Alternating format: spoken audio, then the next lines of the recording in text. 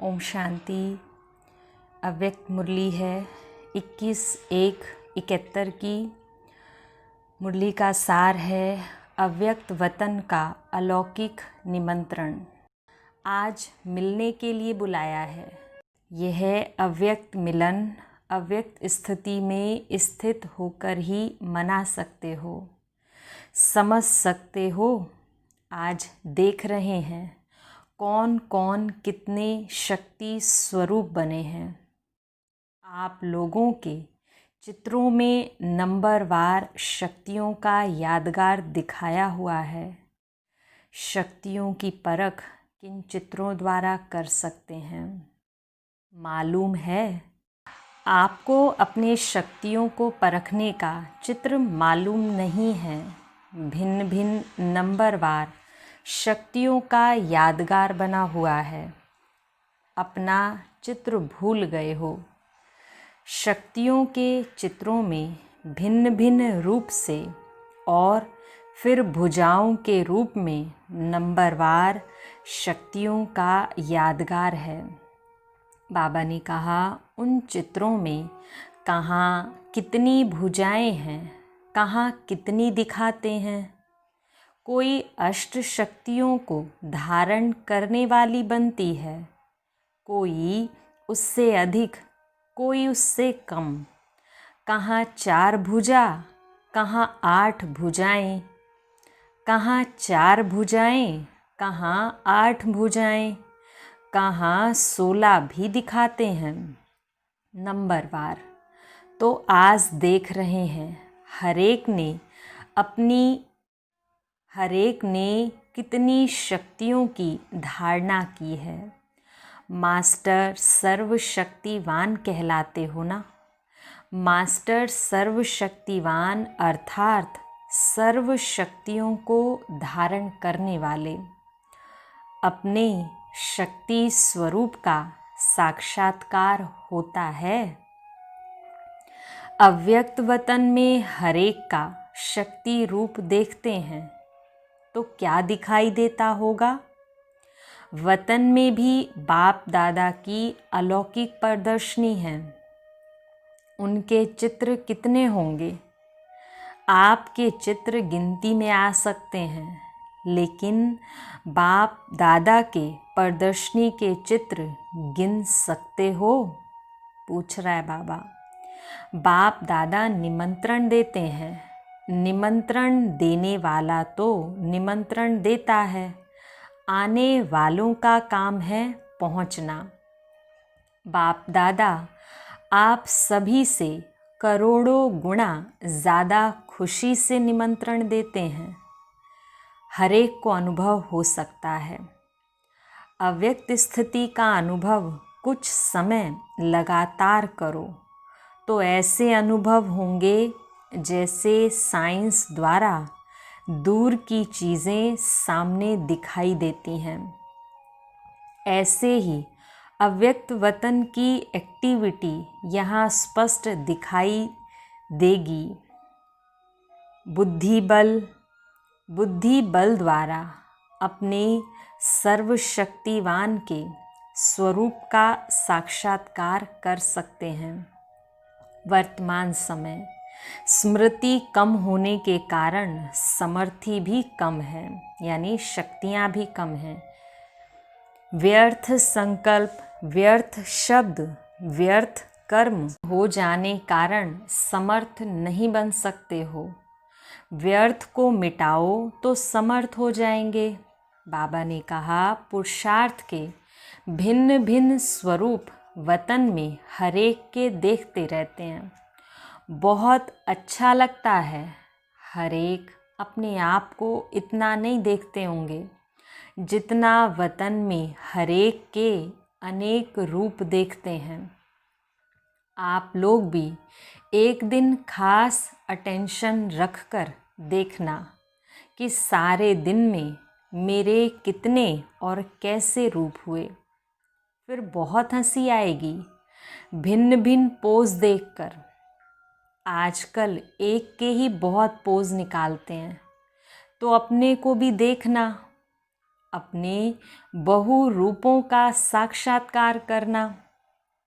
वतन में आने की दिल तो सभी की होती है ना, लेकिन अपने आप से पूछो, जो ब्राह्मणपन के कर्तव्य करने हैं वह सभी किए हैं?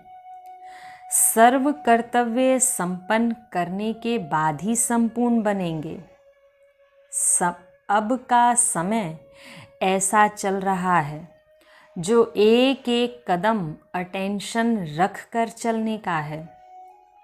अटेंशन न होने के कारण पुरुषार्थ के भी टेंशन में रहते हैं। बाबा ने कहा, एक तरफ वातावरण का टेंशन रहता है, दूसरे तरफ पुरुषार्थ का भी टेंशन रहता है। इसलिए सिर्फ एक शब्द ऐड करो, अटेंशन। फिर यह बहुरूप एक ही संपूर्ण रूप बन जाएगा। इसलिए अब कदम कदम पर अटेंशन रखो, है ना। बाबा ने कहा, हर छोटी छोटी बात की टेंशन लेने की बजाय अटेंशन वर्ड यूज़ करो।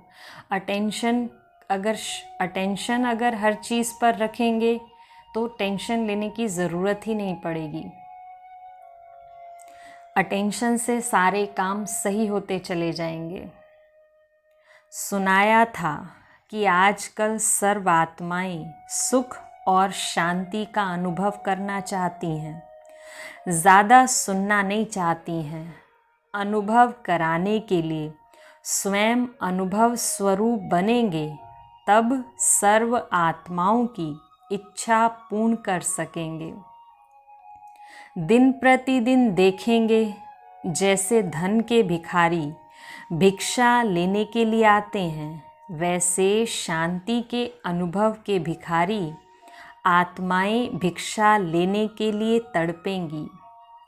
अब सिर्फ एक दुख की लहर आएगी तो जैसे लहरों में लहराती हुई आत्माएं व लहरों में डूबती हुई आत्मा एक तिनके का भी सहारा ढूंढती है ना, ऐसे आप लोगों के सामने अनेक भिखारी आत्माएं यह भीख मांगने के लिए आएंगी।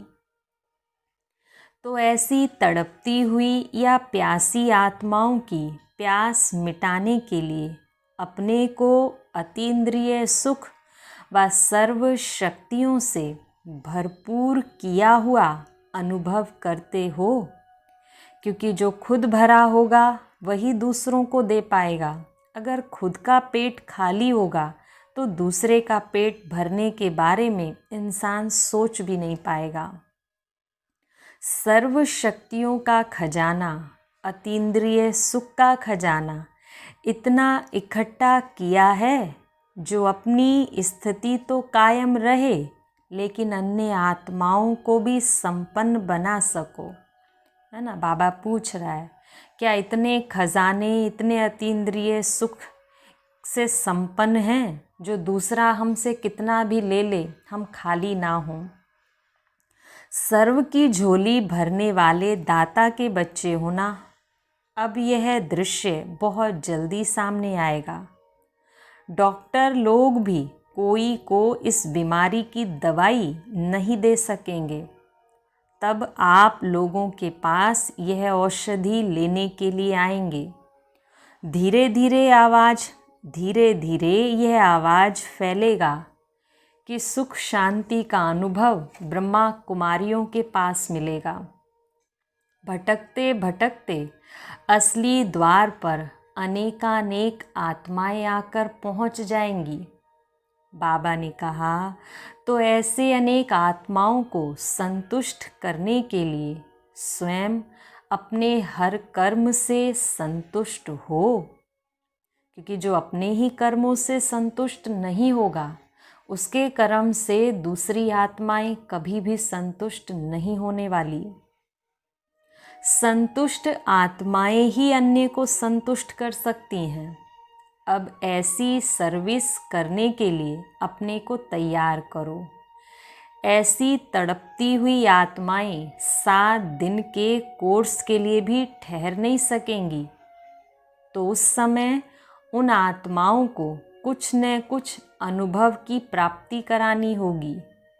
इसलिए कहा कि अब अपने ब्राह्मणपन के कर्तव्य को संपन्न करने के लिए अपने को संपूर्ण बनाते रहो, है ना। बाबा कहता अब समय आगे ऐसा आने वाला है कि लोगों के पास ज्ञान सुनने की ना चाहत होगी ना समय होगा, वो सिर्फ अनुभव करना चाहेंगे। अब समझा कौन सी सर्विस करनी है। जब तक आप व्यक्त में बिजी हो, बाप दादा अव्यक्त में भी मददगार तो है ना।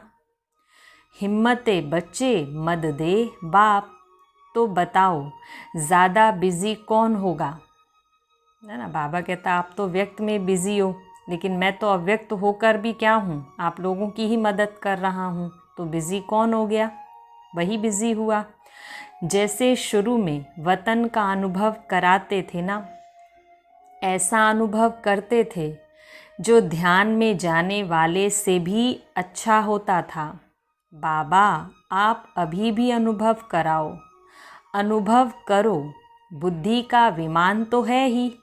कोई कोई बच्चे, बाबा कहते कोई कोई बच्चे कोई बात की ज़िद करते हैं तो बाप को कहना मानना पड़ता है, अब अनुभव करने की ज़िद करो, है ना। बाबा खुद कहता है कि जैसे छोटा बच्चा होता है, किसी चीज़ के पीछे पड़ जाता है तो जब तक उससे ले नहीं लेता वो पीछा नहीं छोड़ता है। तो बाबा कहता है ऐसे ही अब अनुभव की ज़िद करो, जब तक अनुभव ना हो जाए तब तक मेरे पीछे पड़े रहो। बाबा अनुभव कराओ तो मैं अपने आप कराऊंगा। अच्छा, ओम शांति।